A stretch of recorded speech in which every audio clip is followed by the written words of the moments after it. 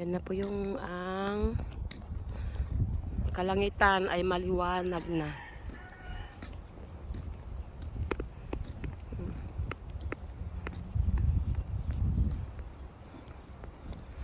At yung mga ano to, yung ano nalagyan ng butil. Lahat yan pagka ano yung lumaki yung malunggay. Pwede ng bago. Yun na, di mo na ikakapit yung mga ano. Doon mo na ikabit yung mga bulb wire.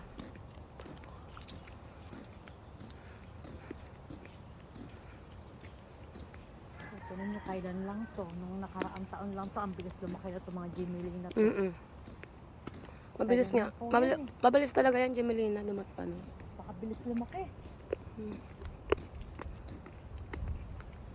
Last year nung tag-ulan na ito, maliliit pa to. Nung pinapabakod natin yan. Ayun oh. Dapat yan ang matanggal, Gemelina na yan. Kaya nga po.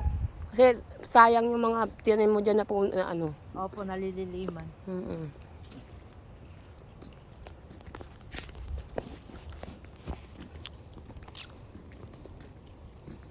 Ito, pag mabakantihan na yung mga tao natin, yan. Unti-unti mong palatamnan yan ng kalamansi. Saka kakaanyak. Kakao ba? Nilalagyan nila unti-unti ng precast, hindi nila maituloy-tuloy.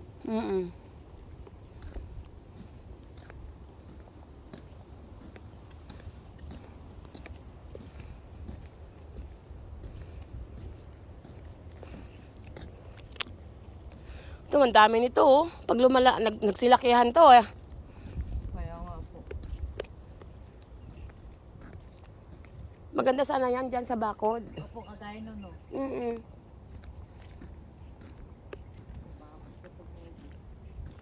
Pag sa bakod dyan tumubo, okay lang. Nasa gitna, sayang yung mga fruit bearing trees.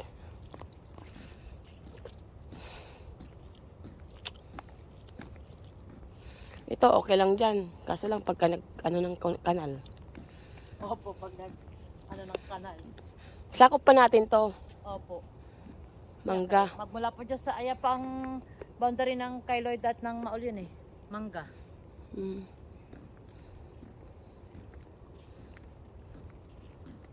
Ito sa kanila naman ito mapupunta eh. Oo. Yan na yung ikakalat natin doon.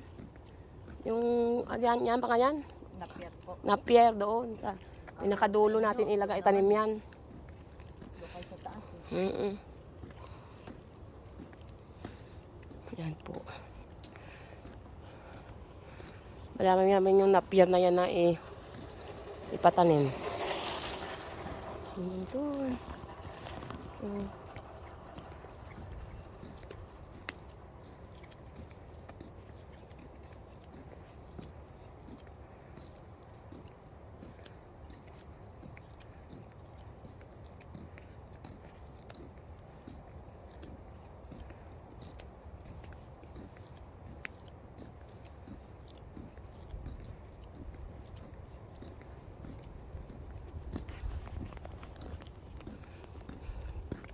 Kita na nga yung napot eh.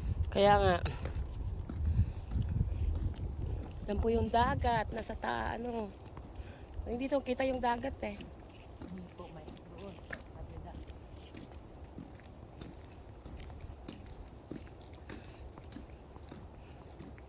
Mabilis naman lumaki talaga itong ano, Gemelina. 3 taon malaki na yan eh. Kaya nga po eh. Ay, last year lang yung mga habang nagbabakod sila ni Libby maliliit pa yan. Ba't yan eh? Dapat na ilipat yan sa bakod. Opo na maliliit pa. No? Maraming tumutubong maliliit. Yung nga eh, pag makakakita tayo, ayun oh, Gemelina yan, di ba? Maliliit po. Yung maliliit na Gemelina, ilagay sa bakod. Hilera. Yung pinaka-ano. Yan. Maliwanag na ang mundo. Maliwanag na po yung bundok. Kita na ay. Wala na po si Egay. Hintayin natin si Falcon.